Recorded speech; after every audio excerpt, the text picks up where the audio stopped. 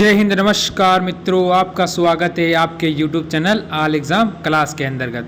आपके सामने आ चुकी है analysis SSC CHSL third shift की। इसमें से अगर आप ये पेपर देते तो कितने क्वेश्चन सही कर सकते थे, देखते हैं इस क्लास के अंतर्गत। सारे वही क्वेश्चन है जो आज के पेपर में छपे थे, यानी 3 अगस्त के जो पेपर में सारे क्वेश्चन छपे हैं वही है, ठीक है, थर्ड शिफ्ट के अंतर्गत।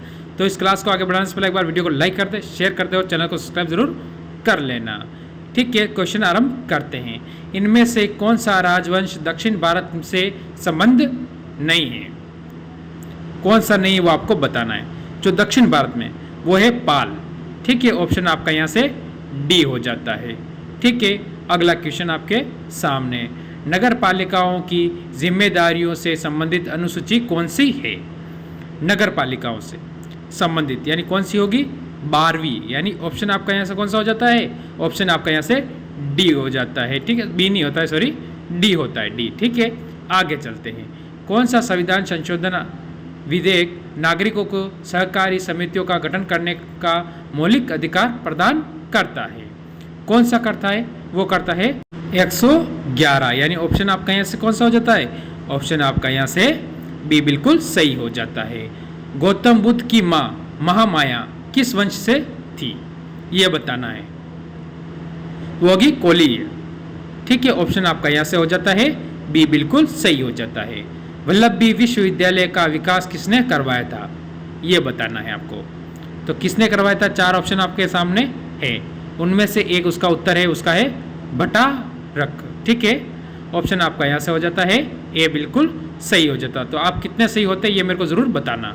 किस ब्रिटिश अर्थशास्त्री ने कहा था कि जनसंख्या वृद्धि खाद्य आपूर्ति को जल्दी पार कर देगी? किसने कहा था ये बताना है आपको। उसका नाम क्या था? उसका नाम था माल्थस, ठीक है। ऑप्शन आपका यहाँ से सी हो जाता है, ठीक है। आदर्श उत्पादन की संकल्पना को किसने आर्थिक कल्याण का सूचक माना है? ये बताना आपको। उसका नाम क्या है? किसने माना है? उसका नाम होगा पिग्गू। क्या नाम होगा? पिग्गू। ऑप्शन यहाँ से कौन सा होता है आपका? ऑप्शन यहाँ से आपका डी बिल्कुल सही और सटीक उत्तर बन जाता है, ठीक है। अगला क्वेश्चन देख लेते हैं, क्या कहता है। अमेरिका के द्वितीय विश्व युद्ध में सम्मिलित होने का क्या कारण था? पर्ल हार्बर पर जापानी आक्रमण, यानी ऑप्शन आपका यहाँ से कौन सा होता है? यहाँ से ऑप्शन इस क्वेश्चन का हो जाता है सी, क्योंकि एनालिसिस में आपको ज़्यादा टाइम दूंगा नहीं, मैं जल्दी से जल्दी करवाऊंगा, ठीक है। अगला क्वेश्चन, सहायक गठबंधन स्वीकार करने वाला अंतिम मराठा प्रमुख कौन थे? उनका नाम बताइए आप।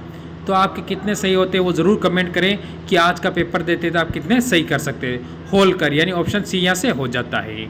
अगला क्वेश्चन, संयुक्त राष्ट्र संघ का ध्वज महासभा द्वारा कब अपनाया गया था? ये आपको बताना है। 20 अक्टूबर 1947 को। ऑप्शन आपका यहाँ से कौन सा? ए बिल्कुल सही हो जाता है।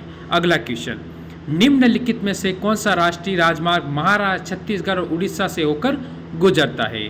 NH 6 गुजरता है, ठीक है। तीनों राज्यों से होकर गुजरने वाला राष्ट्रीय राजमार्ग है। अगला क्वेश्चन देख लेते हैं। हाल ही में राष्ट्रीय शहीद स्मारक और रेलवे सुरक्षा के लिए राष्ट्रीय संग्रहालय का अनावरण कहाँ हुआ है? करंट का क्वेश्चन है। कहाँ हुआ है? लखनऊ, ठीक है, यूपी के अंदर लखनऊ। ऑप्शन यहाँ से बी हो जाता है, ठीक है। ये आपको ध्यान रखना है, क्या होता है? लखनऊ इस क्वेश्चन का उत्तर होता है। हाल ही में हेली समिट 2023 RCS उड़ान 5.2 का उद्घाटन किस राज्य में किया था? या 5.2 भी बोल सकते हो, 5.2 बोलो, बात तो एक ही है, इंग्लिश में को या हिंदी में को। वो होगा मध्य प्रदेश के अंतर्गत, यानी ऑप्शन आपका यहाँ से कौन सा हो जाता है? सी हो जाता है, ठीक है। अगला क्वेश्चन देख लेते हैं। बिरसा मुंडा जिसकी हाल ही में कौन सी 123वीं पुण्यतिथि मनाई गई थी, इनका संबंध किस राज्य से है? बिरसा मुंडा एक आदिवासियों के बहुत बड़े क्रांतिकारी हुए थे, उनका संबंध आपसे पूछा है, ठीक है। आदिवासियों के हक के लिए बहुत लड़ने वाले उनके नेता कह सकते हो, या तो उनका नाम क्या होगा? झारखंड में था। किससे थे? झारखंड। ऑप्शन आपका सी हो जाता है। निम्नलिखित में से कांग्रेस की प्रथम अधिवेशन की अध्यक्षता किसने की थी? प्रथम की पूछी आपसे। वोमेश्वर चंद्र बनर्जी। कब हुई थी स्थापना? कब हुई थी इसकी? तो 1885 के अंदर कांग्रेस की स्थापना हुई थी, ये आपको ध्यान रखना है, ठीक है। अगले क्वेश्चन में चलते हैं। उपराष्ट्रपति अधिकतम कितनी अवधि तक राष्ट्रपति के रूप में कार्य कर सकता है। ठीक है, तो इसके बाद आप मेरे को कमेंट करेंगे कि आपके कितने क्वेश्चन सही हुए। अगर आज का शिफ्ट का अगर आप पेपर देते तो आपका सिलेक्शन होता या नहीं होता। ठीक है, तो वो होगा 6 महीने तक। ऑप्शन आपका यहाँ से बी हो जाता है, बिल्कुल सही और सटीक उत्तर यहाँ से बन जाता है, ये आपको याद रखना है। अगला क्वेश्चन, कोशिका द्रव्य में उपस्थित महीन झिल्ली द्वार और अनियमित नलिकाओं का घना जाल कहलाता है। वो आपको बताना है क्या कहलाता है।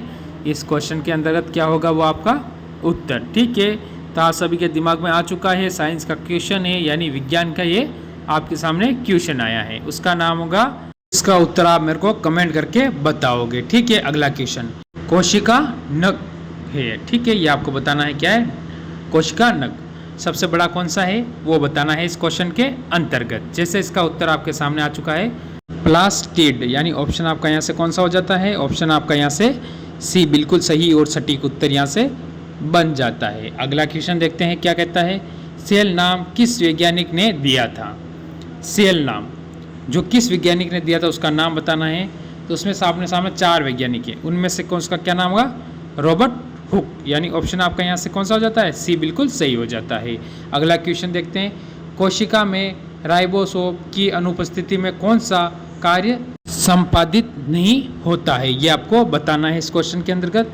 जब ये नहीं होता है तो कौन सा कार्य संपादित इसमें नहीं होता है, ये कौन सा होगा इसका आपका उत्तर, ये आपके दिमाग में आ जाना चाहिए जल्दी से। ठीक है, तो ये क्वेश्चन आपका SW के तौर पे मैं देता हूँ, तो इसका उत्तर आप मेरे को कमेंट करके ज़रूर बताओगे। इसी के साथ कैसे आपके कितने क्वेश्चन सही होते हैं वो भी आप मेरे को कमेंट ज़रूर करेंगे। जय हिंद, जय भारत।